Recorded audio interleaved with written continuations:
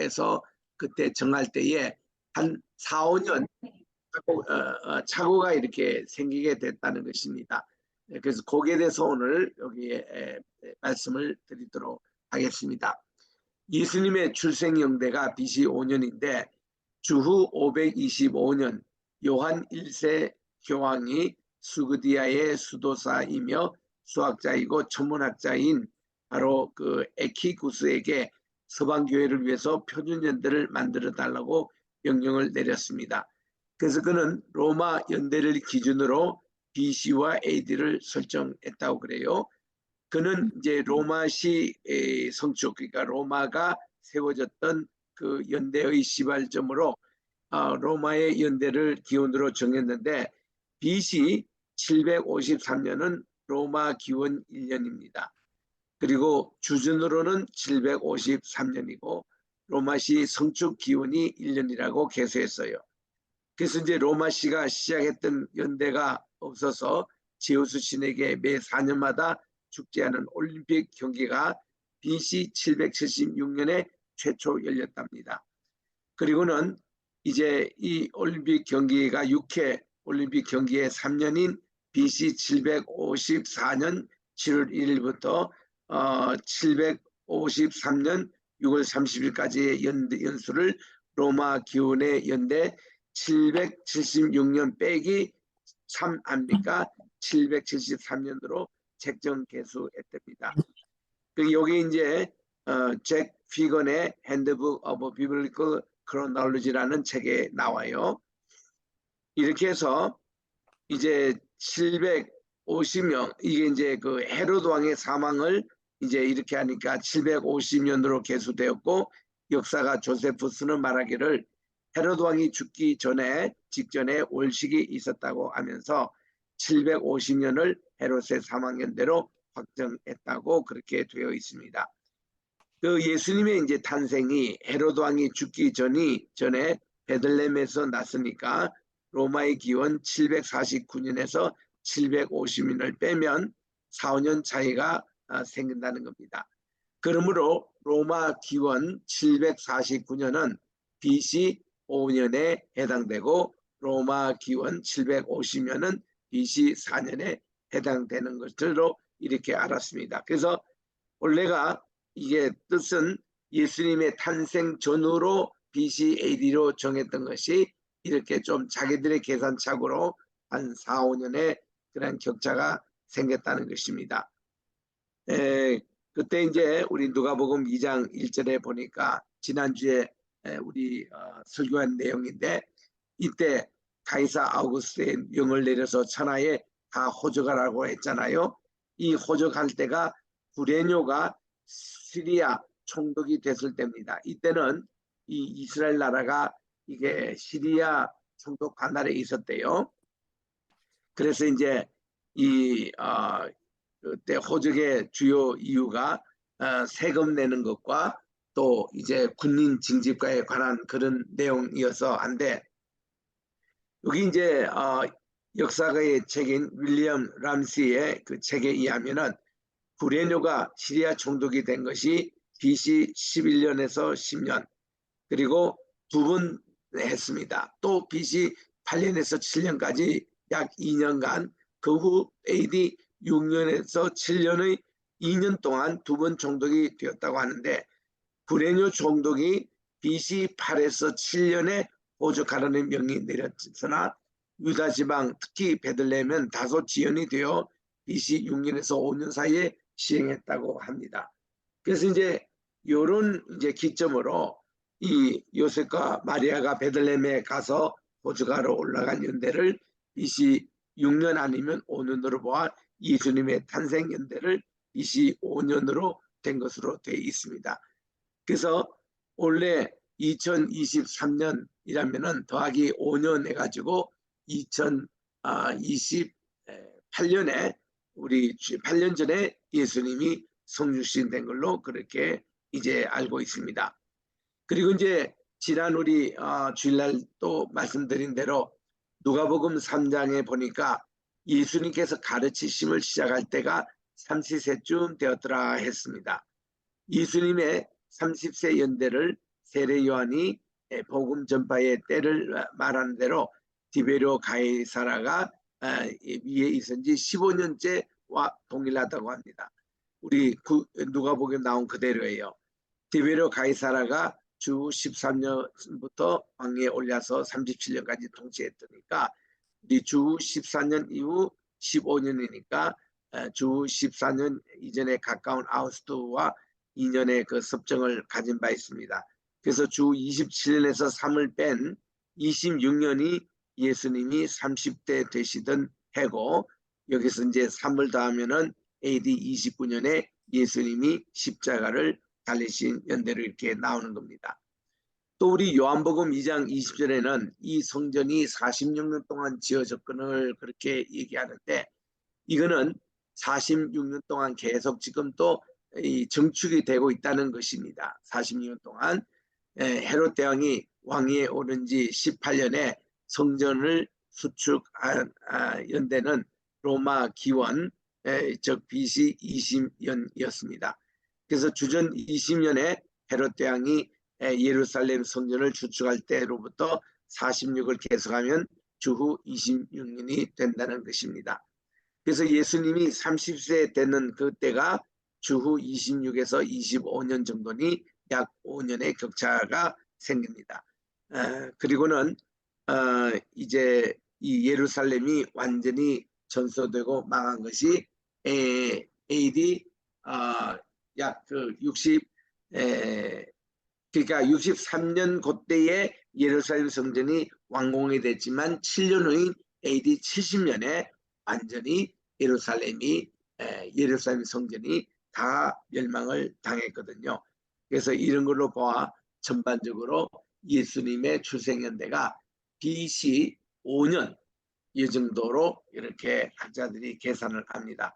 그래서 우리가 이런 좀 차이가 남에도 불구하고 예수님 태어나신 그때 성육시하신 그때를 기점으로 BC와 AD로 나눠졌다 이렇게 보시고, 이것이 이제 오늘날 모든 우리 세계가 다 2023년 연도를 쓰기 때문에 이것이 예수님 출생 이후에 우리가 이 연대를 다 사용했다 하고 우리가 어디 곳에 얘기해도 전도에 굉장히 도움이 되는 얘기가 됩니다.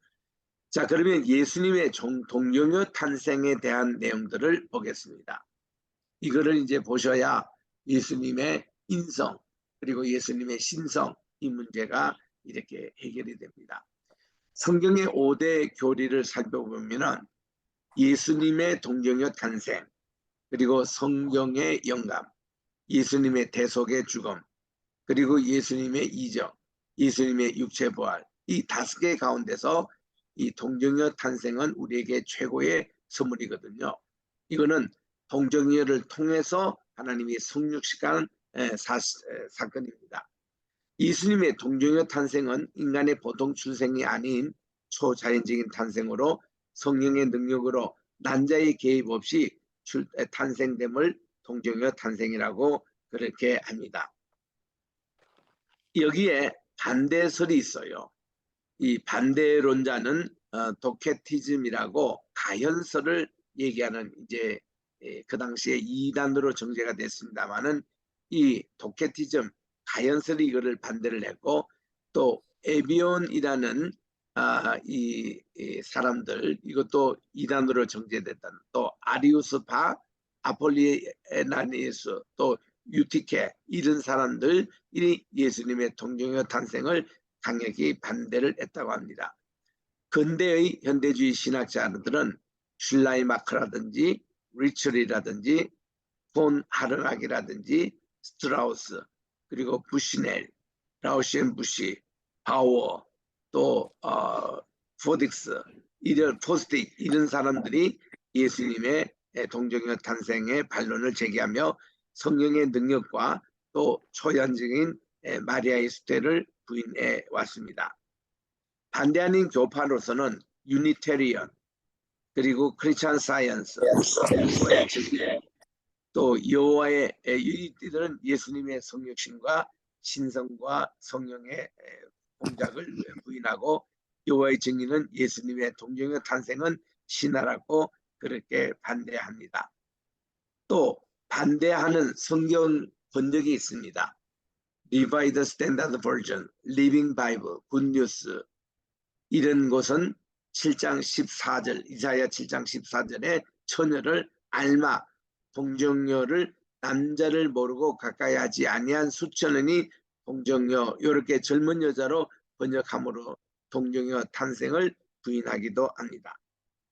그러면 이들이 동정녀 탄생의 이거를 부인하는 이유에 대해서는 우리가 이 반대 급부를 알아야 우리가 변정을 하기 때문에 첫째로 자연법칙의 위반이라 그렇게 얘기하죠. 두 번째로 마태복음과 누가복음에만 동정녀 탄생의 기록이 있으나 마가복음과 요한복음 그리고 사도바울 서신에는 동정녀 탄생 기록이 없다. 말도 안 되는 이유를 이제 밝히고 있죠. 여기에 대해서 반정은 우리 마가복음 6장 3절에서 예수님을 마리아의 아들로 되어 있고 요한복음 1장 14절에서는 성육신된 되신 예수님의 탄생을 말하고 있습니다. 둘 다 예수님의 그 성육신을 말하고 있죠. 빌립보서 2장 6절에서 7절은 예수님은 근본 하나님의 본체시나 하나님과 동등됨을 취할 것을 여기지 아니하시고 오히려 자기를 비어 종의 형체를 가져 사람들과 같이 되었고 사람의 모양으로 나타나셨음에 이렇게 되어 있고요. 갈라디아서 4장 4절에서는 때가 참에 하나님이 그 아들을 보내사 여자에게서 나게 하시고 이 모두 다 동정녀 탄생을 얘기하는 것이거든요. 그래서 이제 이들의 그 주장은 다 거짓이었다는 것을 우리가 알 수 있습니다. 세 번째로 요셉과 마리아가 예수님의 부모라고 해서 이르는데 누가복음 2장 49절에서 50절에 보면은 그 예수님의 족보에 보면은 그 다윗까지는 이게 마리아의 족보가 나옵니다. 예수님의 그 족보에 마리아를 특별히 얘기한 것은 동정녀 그 라인으로 이렇게 하고 그다음 다윗부터 뭐 이렇게 쭉 내려와서 하나님까지 이거는 우리 구약에 나오는 족보 그대로입니다. 그래서 여기에 예수님의 양신이 언급되어 있지만은 우리 원문에 보면은 이 헬라어 원문에 우리 개역자들 성경에 보면은 요셉과 예수의 어머니 마리아 이렇게 되어 있습니다. 요셉은 별도로 되어 있어요. 부모라고 되어 있지 않습니다. 양신하고 나오지 않아요. 또 천사 가브엘이 예수님의 동정녀 탄생의 소식을 요셉에게 전하지 않고 마리아에게만 처음에 전했던 것을 봅니다. 그러면 예수님의 동정녀 탄생을 믿어야 하는 성경적인 근거는 어디 있냐면은 창세기 이제 15장에 나오는 3장 15절에 나온 대로 예수님은 여자의 후손이라고 했습니다. 또 이사야 7장 14절에는 처녀가 잉태하여 아들을 낳을 것이니 그 이름을 임마누엘이라 하리라.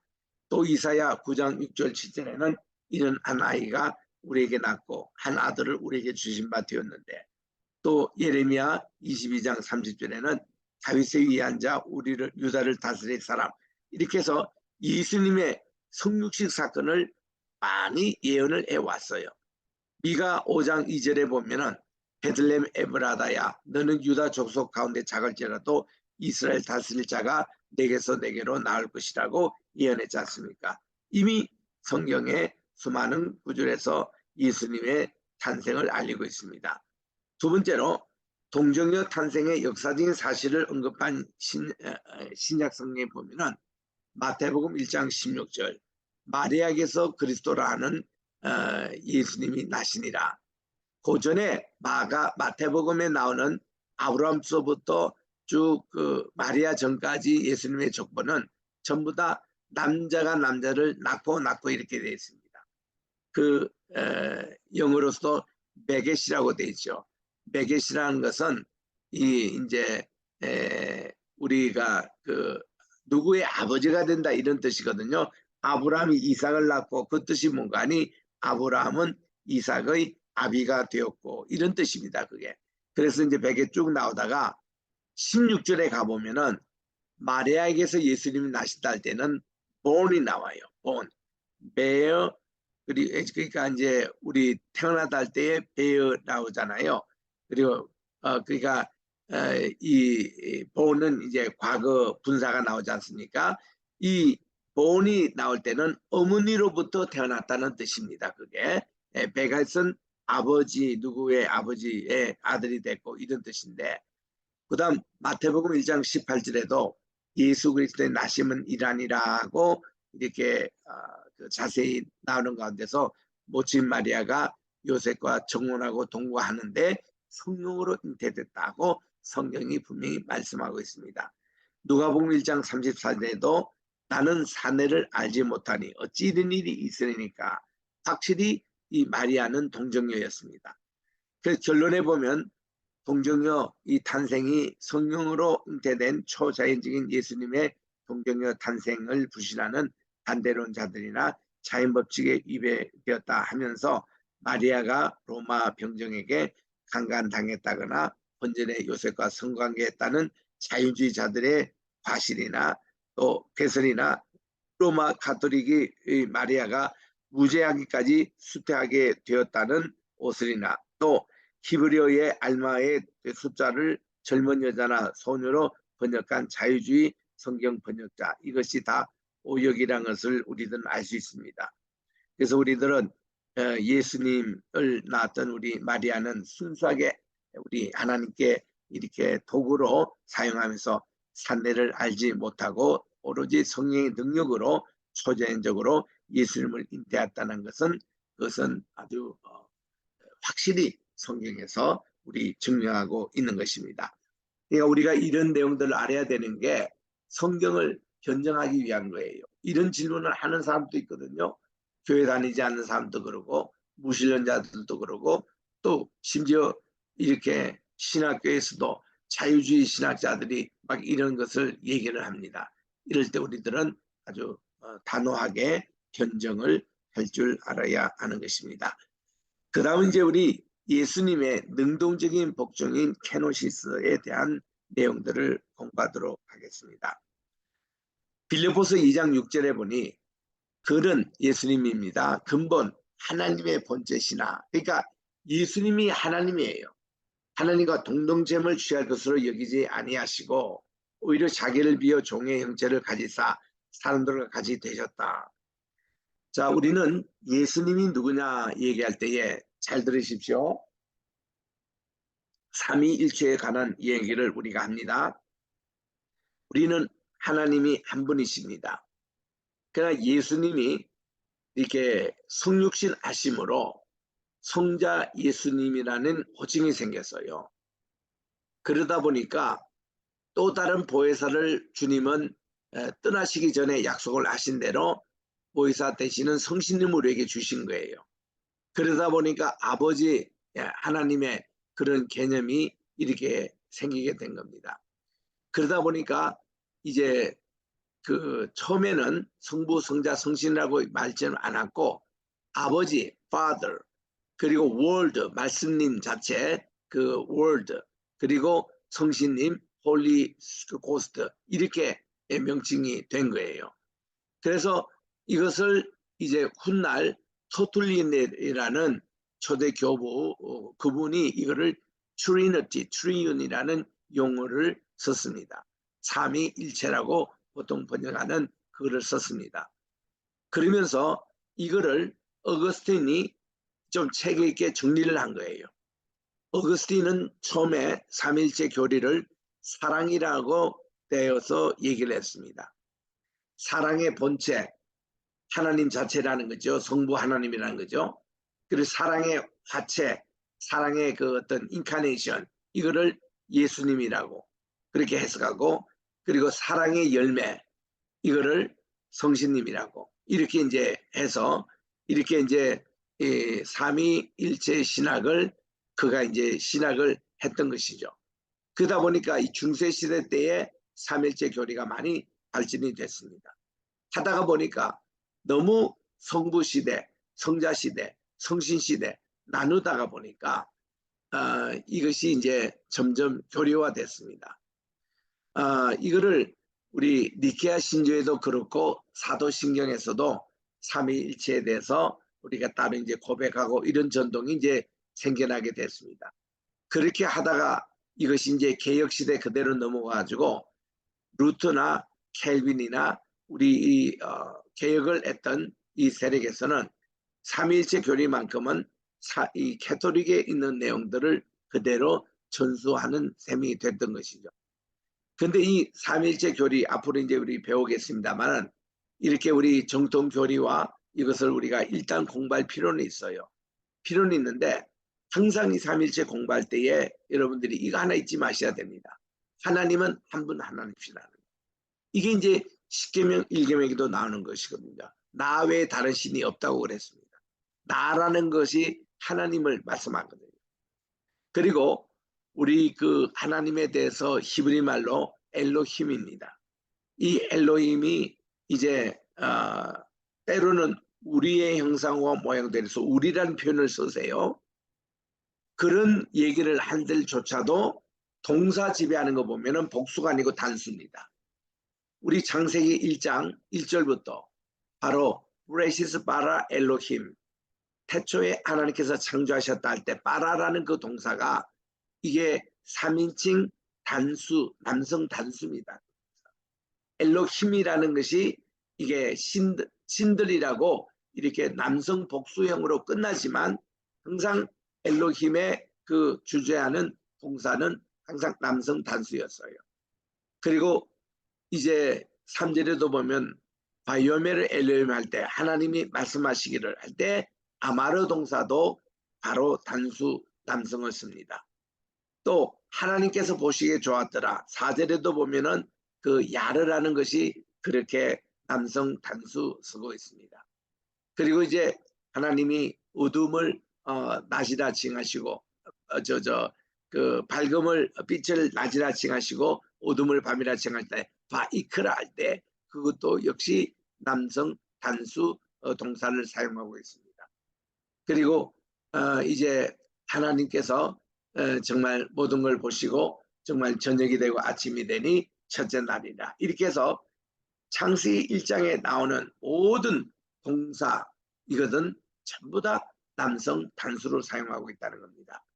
쉐마에서도 하나님은 들으라 이스라엘이여 우리 하나님은 아도나이 엘로헤이누 아이도나이 에카다 한 분 하나님이시라 이렇게 말씀하고 있습니다. 우리 십계명 1계명에도 이제 로 이헤웨 레카 너를 위해서 있게 하지 말지니라. 그리고 이 엘로힘 아헤림 다른 신들을 알파라이 내 앞에 다른 신들을 있게 하지 말지니라. 해서 하나님 한 분 이외에 다른 신을 인정하지 않습니다. 그래서 우리 하나님 이외에 다른 모든 것은 다 우상이라고 규정하고 있어요. 벳셀 우상이라는 말이거든요. 그래서 우리 이런 하나님에 관해서 우리 신약에 오는 거예요. 신약에서 이제 예수님이 이렇게 등장하시고 여기 지금 빌립보서 2장 6절 7절에 나온 대로 예수님은 누구냐면 그분은 본체 하나님이시라고 딱 규정하고 있습니다. 하나님이시고 예수님이 지금 보이지 않는 하나님의 보이는 하나님의 형상이거든요. 그걸로 우리에게 인카네이션 이 세상을 신방해 오셨습니다. 그래서 이런 예수님을 가리켜서 알파와 오메가라고 규정하는 겁니다. 예수님은 출생이 있고 예수님은 죽음 승천이 있었던 거거든요. 그 33년이라는 그 짧은 생애 가운데서 그러니까 우리 그 보여진 그 예수님을 그분이 봐도 하나님이시오 그분이 성신님이신데 편의상 우리가 그냥 성자 예수님 예수아라고 그렇게 부릅니다. 그리고 이제 성신님이 이제 우리 다른 보혜사로 우리에게 보내주신 것이죠. 그래서 우리는 모든 하나님의 하신 일을 항상 삼위일체적으로 이해하시면 됩니다. 그러니까 이제 우리 소급에서 구약까지 초급에서 그럼 창조하실 때는 어떻게 하셨냐? 역시 삼일체 하나님으로 하신 거예요. 그게 보면은 창세기 1장 1절이 성부 하나님 모습을 그리고 있고 창세기 1장 2절에 여호와의 신이 여호와의 하나님의 영이 수면 위에 운행하시더라. 성신님을 언급하고 있고 3절에 보면 하나님께서 가라사대 말씀으로 이 세상을 다 창조하셨습니다. 그게 보면은 하나님이 삼위로서 항상 하나가 일치가 돼가지고 이 모든 천지만물을 창조하셨거든요. 그런 모습들. 또 바라라는 그 히브리어 단어 동사에는 창조하셨다 그러는데 바라가 세 가지 자음으로 이렇게 되어 있습니다. 모든 동사의 기본이 세 가지 자음이에요. 이게 삼위일체적인 흔적입니다. 우리도 인간을 하나님이 영과 혼과 육으로 창조하셨잖아요. 그것이 바로 우리의 형상, 우리의 모양이라는 하나님의 삼위일체적인 그런 흔적이 우리 인간에게도 있습니다. 그래서 이런 것을 지칭할 때는 우리라는 표현을 쓰세요. 그때 우리라는 것은 뭔가니 divine plural. 이거는 신적인 복수 개념이에요. 옛날에 임금도 자기를 지칭할 때에 짐이 이렇게 한 것은 그런 최근 일이었고 그전에는 우리가 이렇게 표현했다고 그래요. 우리라고 왕이 있을 때는 자기 개인 하나 얘기했지만 자기는 온 나라를 대표하기 때문에 대표자로서 우리라는 표현을 써요. 집에서 가장이 되시는 할아버지가 계세요. 할아버지가 자손들에게 무슨 얘기할 때에 분명히 그 어떤 내용에 자기 개인을 얘기하고 있는 겁니다. 내가 이렇게 표현할 것을 이 할아버지가 우리라라고 표현을 했다고 그럽니다. 그런 거를 디바인, 이 신적인 플루럴 개념. 그래서 이제 하나님이 당신 자신을 표현할 때는 우리라는 표현을 종종 썼다는 거예요. 창세기 1장 26절에 우리의 형상 모양대로, 또 3장 창세기 3장 24절에 우리와 같이 되었으니 저들이 그 따먹지 마는 거 따먹어서 우리 중 하나가 됐으니, 이렇게 할 때에 쓰는 것은 복수 개념이 아니라 단수 개념으로 그런 이제 표현을 하셨다는 것입니다. 그래서 이제 신약에 보면은 예수님이 이 세례를 받으실 때에 주님, 성자 예수님은 세례를 받으시고 성신님은 비둘기 모양으로 하늘이 열려 내려오시고, 그리고 위에서는 하늘의 소리가 나기를 이는 내 사랑하는 아들이라 내 기뻐하는 자라, 이렇게 이제 함으로 예수님은 하나님의 아들로 이 세상에 오셨고, 이거를 우리 인성관계에서는 사람의 아들, 즉 인자라고 그렇게 표현할 뿐입니다. 그런데 우리 주님은 요한복음에서 분명히 말씀을 하시기를 14장에 빌립에게 나를 본 자는 아버지를 본 자요, 아버지를 본 자는 나를 본 자라고 했습니다. 또 17장의 대제사장 기도에서도 우리 예수님이 영광을 받을 때가 왔다. 그것이 곧 아버지의 영광 받는 그때다. 그냥 그대로입니다. 그리고 우리 주님이 십자가 달리실 때도 우리 성부 하나님은 어디 계셨느냐? 따로 계신 게 아니라 십자가에 달리신 그분이 바로 성부 하나님이시요, 그분이 바로 보혜사 성신님이라는 것입니다. 이것이 항상 삼위가 함께 늘 이렇게 활동하시는 이런 모습입니다. 왜 그러면 성부, 성자, 성신의 모습으로 우리에게 보입니다. 우리 인간은 하나님의 신비에 대해서 알 수가 없어요. 그 인간이 이해하는 범위 속에서 설명하는 과정에서 그렇게 보여진 것 뿐이지 그분이 삼신이 아닙니다. 세 가지 신을 믿는 게 아니에요. 한 분 하나님이세요. 이 삼위일체라고 하잖아요. 삼위는 뭐냐? 펑셔널, 기능상 그렇게 우리가 나눈 것 뿐이지 결국 그분이 그분이다라는 거. 창조주가 구속자고 구속자가 바로 보혜사 성신님이시고 한 분이라는 것입니다. 그래서 이런 통합적인 통정적인 우리 이 삼일체 교린을 우리가 배울 때 우리들이 확실히 정립이 된다. 이게 정립이 안 되면은 이단이 자꾸 나와요. 그래서 이런 이단에 우리가 빠지지 않도록 우리가 할 때는 우리 신앙 신조 이거를 우리가 공부를 해야 됩니다. 여러분, 이번 이 조직신학 과목에 있어서 여러분들이 두 과목을 이수할 수 있습니다. 여러분 지금 보내드린 교재에 보면은 1페이지부터 149페이지까지 나오는 조직신학 기본 원리와 웨스트민스터 신앙 고백이 거기 마지막에 있거든요.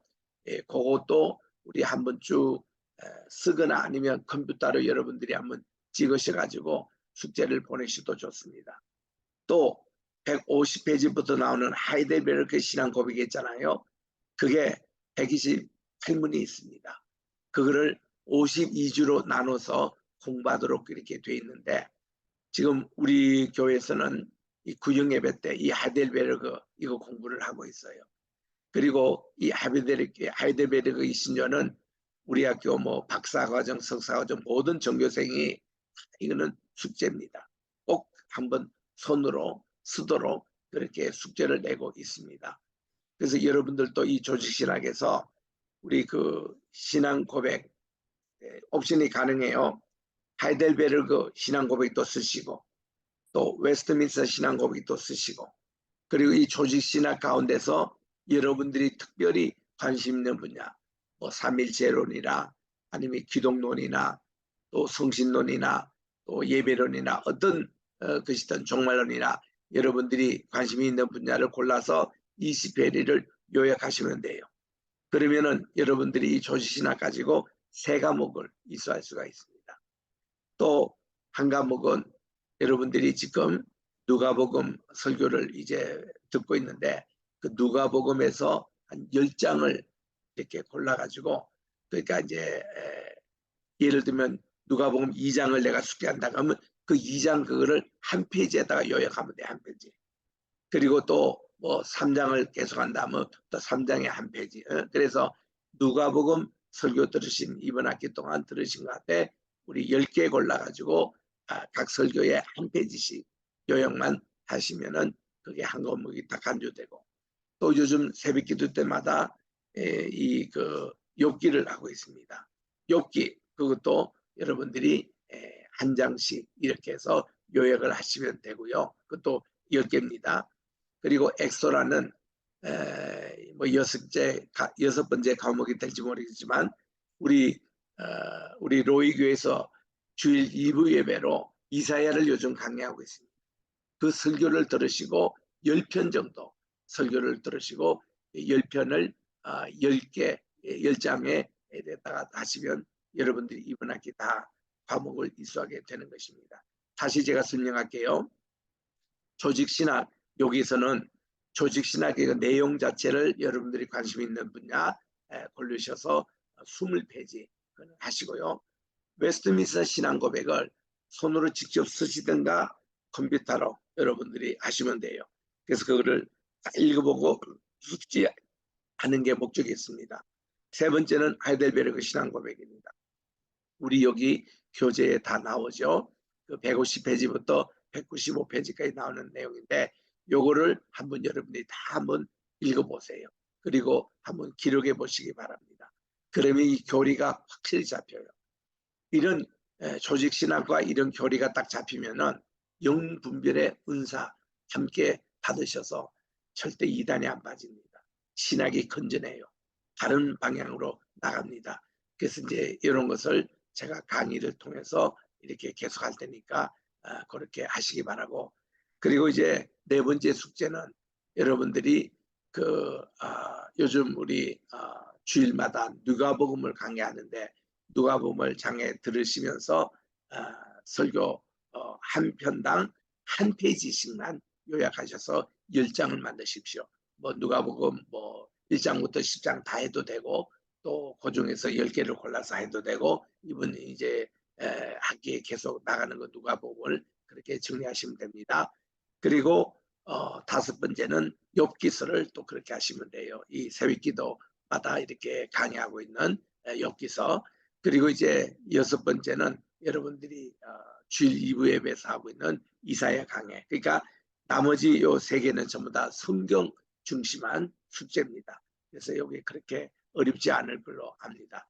이렇게만 하시면 이번 학기에 여러분들이 공부를 다 하시고 또 개중에는 여러분들이 내가 이번 학기 우리 본교에서 수업하는 것이 거의 다 지금 유튜브로 올라오고 있는데 여기서 여러분들이 관심 있는 분야 하나 정도 택해가지고 숙제하셔도 괜찮습니다. 그건 여러분들이 선택 과목으로 옵션해서 6과목을 그렇게 채우시면 됩니다. 자, 여기에 대해서 질문 있으시면 질문하시기 바랍니다. 거기에 대해서 다시 이렇게 써서 이렇게 올려드릴 테니까 여러분들이 그렇게 참고하시면 되겠습니다.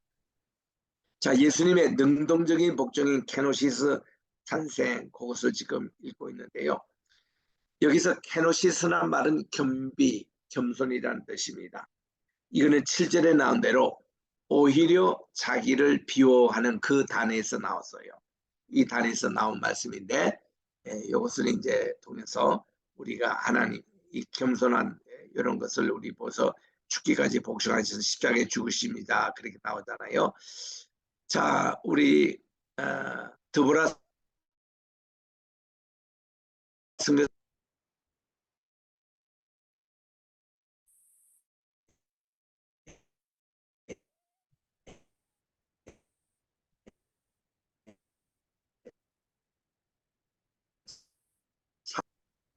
예수님의 성육식 하신 겸비 요거를 읽어주세요.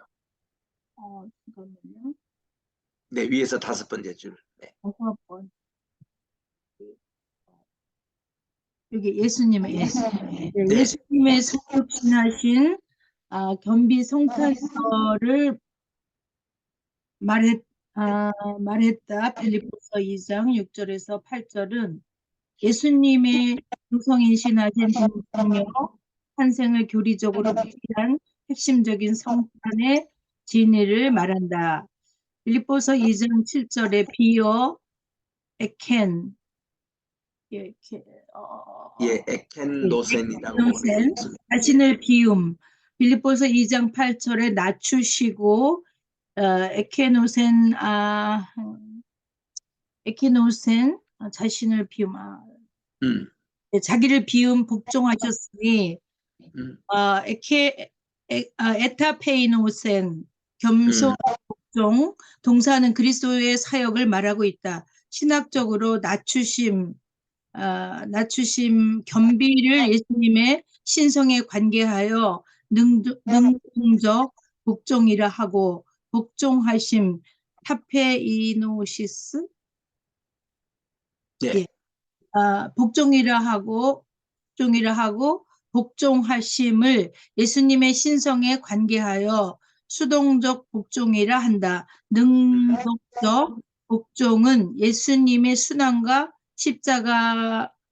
십자가의 죽으심을 말한다. 능동적 복종과 수동적 복종을 비하라고 한다. 예수님이 하나님의 본체이시고 동등됨을 취할 것으로 여기지 아니하고 자기를 비어 종의 형체를 가져 사람들과 같이 되었고 사람의 모양으로 나타난 성탄절은 예수님이 자진해서 능동적으로 동정녀의 몸에 잉태하시고 성육신하신 첫날을 말한다. 빌립보서 2장 7절에서 8절의 비하설 가운데 특히 겸비의 케노시스에 관하여 신학적으로 해석이 다양하다.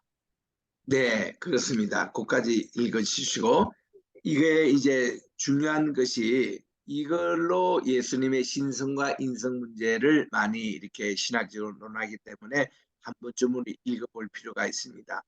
우리 여기 이은주 전도사님 읽어주세요. 현대주의자들의 케노시에 관한 잘못된 견해 1번에서 읽어주세요.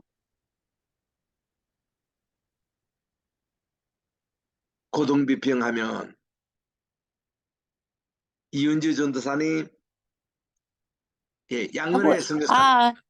네, 마이크 꺼진지 모르고. 현대주의자들의 케노시스에 관한 잘못된 견해들.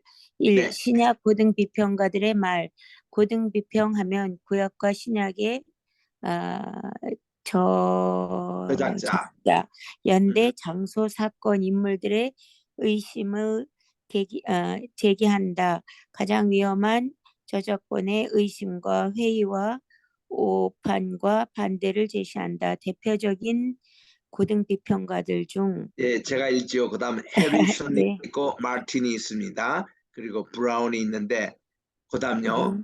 이들은 빌립보서 2장 5절부터 11절을 바울이 쓰지 않고 바울의 빌립보서 이전에 어떤 사람이 쓴 것을 편집했다고 주장한다. 네, 항상 이 자유주의자들은 이런 쓸데없는 주장들 합니다. 그다음 2번요. 이 사신주의자들의 견해. 미국의 에머리 대학교의 교수였던 토마스 알타이어라는 이분이 아주 유명한 이 사신계 하나님이 죽었다고 주장하는 사람이에요. 네. 신론자. 네.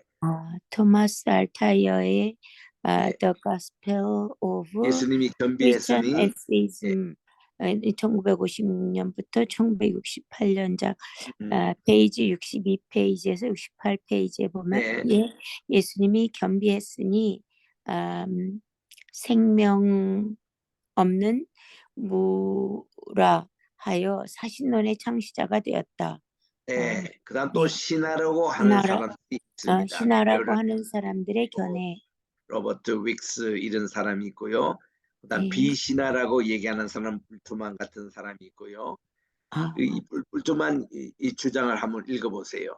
그 네, 첫 번째 그 맨 네. 마지막에서는 말하기를 예, 불투만 말하기를 예, 빌립보서 2장 6절에서 11절에 예수님의 케노시스의 구절은 바울 이전에 있었던 그리스도 찬송이라 불리우는 단편 기사를 삽입 편집한 것으로 예수님의 메시아됨과 도성인신의 탄생과의 케노시스는 영지주의 영주주의. 사이 입이 신화이니 신화 같은 겸비설을 배제해야 한다고 주장함. 네, 그다음 이제 어, 오, 신정통주의는 칼 바르트입니다. 칼 아, 바르트 뭐라고 얘기했습니까? 네, 칼바르트의 빌립보서 12년. 필리피언스 빌립보서 1962년작 페이지 64페이지에 빌립보서 2장 7절에서 8절의 해설은 사람의 모양의 예수 그리스도의 존재는 혈과 육으로 탄생된다는 것은 역사적 사실이 아니라고 한다. 네, 그다음 음, 신비주의자들은 어떻게 얘기합니까? 예. 쉐치다드 같은 사람. 네. 하는 케노시스의 뜻은 예수 그리스도를 신비시킨 글이라고 네, 그렇게 한다. 그다음 순 이론과 상징파들이 하는 견해는 어떤 슈바이지 같은 사람 어떤 얘기합니까? 슈바이처는 순이론적이며 적이고 상징적이라고 이라고 해석합니다. 해석함. 네. 그다음 2번 공산주의자들 요거는 우리 양은혜 선교사님 좀 읽어주세요. 공산주의의 강력한 제찬.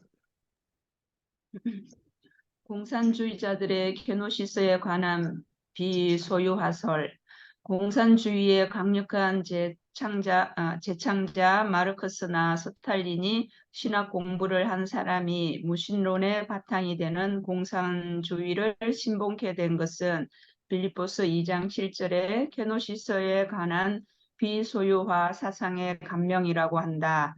공산주의를 뒷받침한 것은 마르크스나 레닌 전집도 아니고 예수님의 케노시스의 뜻을 잘못 해석하여 소련의 기독교 소설가들의 그릇된 소설로 인하여 1917년 공산주의의 혁명이 터졌다. 특히 젊은이들의 눈요기로 몰두하는 소련 작가들이 쓴 책들의 위험성에 대하여 교회 지도자들은 계몽을 하여야 한다. 네, 그다음 예. 이제 줄 계속 합시다. 잠깐만요. 제가 밑에 내릴게요. 네. 그다음 이제 포도토프라는 이분들 러시아인의 그 영적 생활 보고 여기서 뭐라고 합니까? 읽어주세요. 러시아인들의 영적 생활 보고 러시아 사람들에게 예수님의 겸비, 비우심, 케노시스 사상을 넣어주는데 예수님의 극빈이 곧 케노시스라 했다. 전혀 엉뚱한 얘기입니다. 그다음요. 2번에 가서 현 러시아 고로데스는 사람이 네. 있습니다. 이 사람은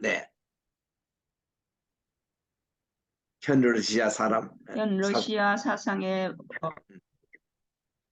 사상에 모욕당한 그리스도의 그런 무신론 사상을 넣어주는 소설로서 예수님의 극빈과 겸비를 최고의 선으로 보아 공산주의를 뒷받침하는 무신론 소설을 펴냈다. 네, 이외에 불가코프라는 사람의 저서에 꺼지지 않는 빛, 야곱의 사닥다리, 하나님과의 어린 양 이런 책에서 그다음 읽어주세요. 이 저서들은 이 저서들은 러시아 신학 저서들로서 마르크스주의를 묘하게 이상론과 신비주의로 이끄는 책들로서 모스크바 대학교의 신과대학에서 공부한 불가코 네. 불가코프의 이상론의 마르크스주의를 창안하고 신비로운 사상 체계를 세운 공산주의 신학 논문집들이다.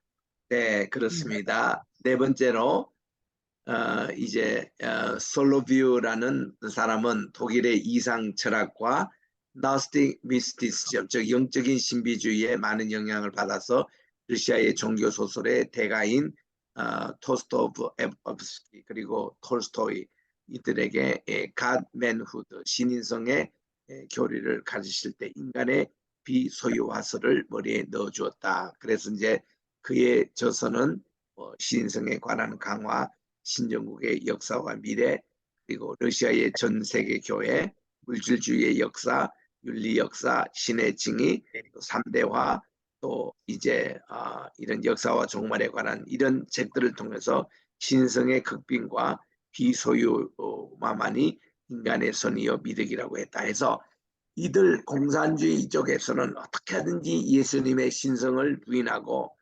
예수님의 인간을 극대화시켜 가지고 자기들 멋대로 이렇게 해석한 내용들을 우리가 많이 보게 됩니다. 자, 이거를 우리 쭉 참고하시고 토스토예프스키 요거에 대한 것은 우리들이 한번 봐야 되겠습니다. 그거 좀 읽어주세요. 계속 양승교사님 1821년. 어디요? 예, 1800. 6번 바로 밑에. 예, 6번 바로 밑에. 네, 제가 1821년 모스크바에 태어나고. 예. 예. 1821년 모스크바에서 태어난 후 1849년 4월 23일 정부 쿠데타의 미수죄로 투옥된 후 1849년부터 1854년까지 5년의 징역을 마치고 정부 쿠데타의 실패를 되살리려는 소설을 써서 백성들을 소동시켰다. 네. The 그래서 Times. 이제 예. 이렇게 보면 여러 가지 책이 있지 않습니까? 쭉 넘어가겠습니다. 그다음 토스토옙스키는 그거 보세요. 네. 예. 토스토옙스키는 공산주의, 사회주의 운동을 하면서 반정부 쿠데타 미수로 오랜 감옥 생활을 소설이 쓰여지는데 극빈자를 동조한 무상계급을 내세운 대표적인 글들이다. 네. 그다음 이제 톨스토이 보겠습니다. 7번 읽어주세요. 톨스토이. 톨스토이 소련의 사회주의 혁명가로서 1917년에 공산주의 혁명이 발기하기 전 러시아 사람들에게 많은 감명을 직접 간접으로 주었다. 그의 대표작으로 네, 전쟁과 네. 전쟁과 안나 평화 아렌스가 네. 1800 네, 주로 이런 책들 나폴레옹 그다음 이런 사회주의 소설들은 그다음 읽어주세요. 이런 사회주의 소설들은 도덕면을 강조하면서 소련 정통교회를 반대하면서 신앙의 형태, 계급과 소유를 부를 몹시 정오하면서 빌립보서 2장 7절에 케노시스란 예수님의 자기 자신을 비웠다는 것을 계급과 비소유화로 신봉하여 톨스토이의 애처와 같이 동거하는 것이 처가되었다는 소유의식 때문에 괴로워하다가 그의 딸과 집을 떠나 시베리아로 가서 비소유화를 주장하다가 얼음장에 장사 지낸 바된 궤변을 부르짖은 바보였다. 톨스토이의 겸비의 사상이 비소유화로 희생물이 되었다. 1917년 있었던 공산주의 혁명의 여명이 되기도 했다. 네, 이런 사상이 이제 이렇게 많은 사상을 일으켰다는 겁니다. 자, 수연 선교사님 그다음 읽어주세요. 제3 예수님의 케노시스의 올바른 견해. 예수님이 동정녀 탄생으로 도성이신. 하신 자기 자신을 비었다는 것은 예수님이 자원해서 택한 자를 구원시키기 위한 능동적 복종의 행사였다. 예수님의 겸비는 세상 죄를 지고 가시는 어린 양과 같이 그분의 부귀에 하늘에 부귀에 하늘의 높은 영광이니 그분의 주권적 행사를 버리고 세상에 오심을 말한다. 사신주의자들은 예수님이 신성을 버렸으니 생명 없는 무기력의 예수라 하여 하나님은 죽었다라는 망언이나 신화라고 하는 역사적 사실에 무관하다는 회의나 예수님의 케노시스를 상징적으로 풀이하려는 이론이나 공상주의 사상의 밑거름이 된 비소유와 설의 잘못됨이 2020년의 선탄절에도 도전을 받기 쉽다. 사춘기에 이른 젊은이들에게 소설의 잘못된 소유가 죄라는 의식과 사고를 주어야 하고 강단에서 톨스토이의 예화를 드는 실수를 범하지 말아야 한다. 네, 여기 이제 여기까지 우리가 예수님의 왜 우리가 조직신학을 공부해야 되는가 그 이유에 대해서 말씀을 드리고 있는데 이렇게 사상이 잘못되고 신앙이 잘못돼 버리면은 이렇게 많은 성령에 대한 예수님에 대한 잘못된 오해 이런 것이 이제 일어난다는 것을 여기서 실증적으로 보여주고 있는 내용입니다. 오늘은 우리 여기까지 하도록 하겠습니다. 우리 조직신학 공부를 하시면서 여러분들이 이제 우리 끝에 있는 하이델베르그 우리 신앙고백 우리 앞에 한두 개만 우리 하고 마치도록 하겠습니다. 우리 149쪽에 있습니다. 여기 보니까 이제 하이델베르그 요리문답에서 1559년에서 1576년 독일에서 이것이 이제 만들어진 거거든요. 하이델베르그에서 요리문답 이것이 이제 청년들 공부 위해서 만들어졌는데 굉장히 잘 돼 있습니다. 자, 우리 제 첫 번째 주일은 제 1문을 공부합니다. 사나 죽으나 당신은 단 하나의 위로는 무엇입니까? 이렇게 할 때 나는 나의 것이 아니고 1번 곡은 이제 풋노트 1번이에요. 성경 여기 고린도전서 6장 19절에서 20절 이제 보라는 건데 그 다음은 2번에 갈때 사나 죽으나 이게 2번에 관한 거 그 밑에 이제 성경 구절에 나오고 이렇게 이제 몸과 우리 혼이 모두 나의 신실하신 구주 그리스도의 것입니다. 주께서 보배로운 피를 흘려 나의 모든 죄값을 이제 주셨고 또 마귀의 이제 권세로부터 나를 자유케 했습니다. 그래서 또한 하늘에 계신 나의 아버지의 뜻이 아니고 나의 그 머리카락 하나라도 나의 머리에서 떨어지는 것이 없는 것 같이 주님께서는 항상 우리를 지켜주시고 보여주신다는 거. 그래서 실로 모든 것이 합력하여 나의 구원을 이룹니다. 그래서 내가 주님의 그 시기에 주께서 성진으로 말미암아 내게 주신 영원한 그 생명을 보증하시고 지금부터 나의 온 마음을 다하여 주께 주를 위하고 살도록 인도해 주십니다 하는 요것은 이제 하나하나 성경 구절이 여기 다 이렇게 제시돼 나옵니다. 그래서 요거를 같이 찾아서 읽으면은 이게 얼마나 참 도움이 되는지 사나 죽으나 내가 주님의 것이고 가난의 위로는 그렇습니다. 이문입니다. 이러한 위로의 기쁨 안에서 살다가 죽기 위해서 당신은 무엇을 알아야 됩니까? 그럴 때는 첫째로 나의 죄와 비참함이 얼마나 심각한 것인지, 두 번째로 어떻게 내가 그 죄와 비참함에서 벗어났는지, 세 번째로 나는 구원해 주신 하나님께 어떻게 감사를 할 것인지. 그래서 처음부터 다 이게 회개입니다. 회개고 어떻게 감사를 드릴 것인가. 이런 질문과 답변이요. 우리 신앙생활에 얼마나 도움이 되는지 몰라요. 그래서 여러분들이 이 하이델베르그 신앙 고백 가지고 1년 내내 설교하셔도 좋습니다. 또 이거를 구영예배 우리 교인들이 지금 이거를 공부하기 시작했고 그리고 우리 모든 신학도들은 이거를 숙지를 하셔야 돼요. 이게 이제 쭉 우리 교회에서 정통으로 잘 되어 왔기 때문에 얼마나 참 감사한지 몰라요. 그래서 이제 이 두 번째 주일에서는 이제 새 3분을 공부합니다. 인간의 비참함, 죄 문제를 다룹니다. 그리고 회개를 따릅니다. 그 다음 감사가 해요. 이 세 가지 구조로 쭉 하이델베르가 되어 있습니다.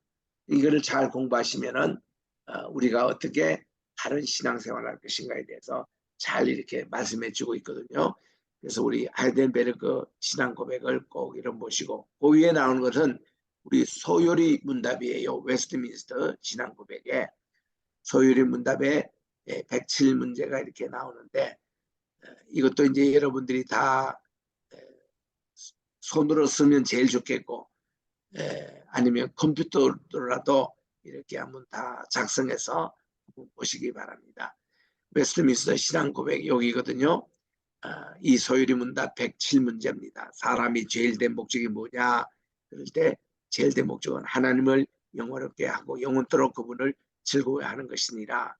그 다음 이 문제에서는 하나님께서 무슨 규칙을 우리에게 주시어 어떻게 자기를 영원롭고 즐겁게 하기를 지시했느냐 하는 말씀을 주셨다는 것입니다.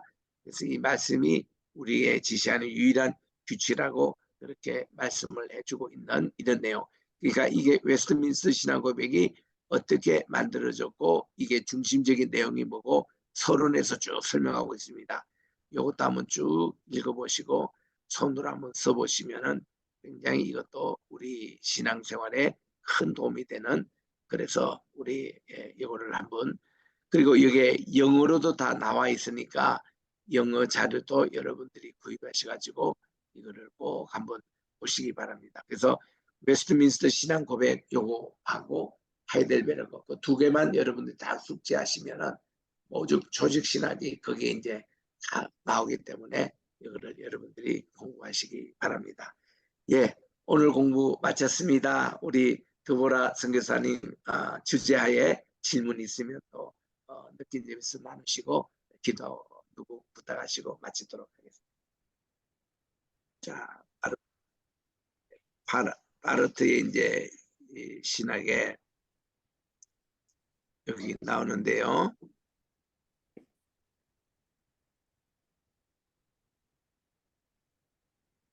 네.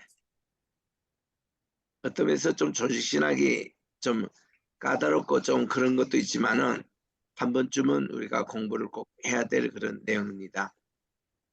자, 우리 신정동주의에 대한 바르트 얘기가 이제 여기 나오거든요. 칼 바르트의 빌립보서 그 서신 1962년도에 쓴 건데, 이분이 이거를 하기 전에는 로마서 강해가 이분이 유명합니다. 바르트 거. 네. 근데 1919년에 지었던 제1 로마서 강해 때는요. 우리가 하나님과의 접촉점이 있다고 쓴 것입니다. 근데 이분이 1921년도에 썼던 로마서 주석 서문에 보면은 그가 목회를 이제 실질적으로 10년 했거든요. 네. 그리고 그 결론이 하나님과 우리 사이는 접촉점이 없다는 거예요. 하나님은 하늘에 계시고 우리 인간은 땅에 있다는 겁니다. 그래서 이게 없다는 거예요. 그런 면에서 그가 이런 것을 이제 견해를 가지고 지금 빌립보서 이것을 쓰고 있는데, 이거는 사람의 모양이신 예수 그리스도의 존재는 혈과 육으로 탄생된다는 것은 역사적 사실이 아니라고 이렇게 얘기합니다. 이분은요 굉장히 신성면을 그동안 더 강조했던 것이죠. 예? 그래서 이런 케노시스에 대해서는 예수님이 우리 인간의 그걸로 보이지만 혈과 육으로 탄생한 것이 역사적인 사실이 아니다 하고 부정할 만큼 이분은 예수님의 신성면을 강조하고 있는 겁니다. 네. 네, 감사합니다. 네네. 그래서 여러분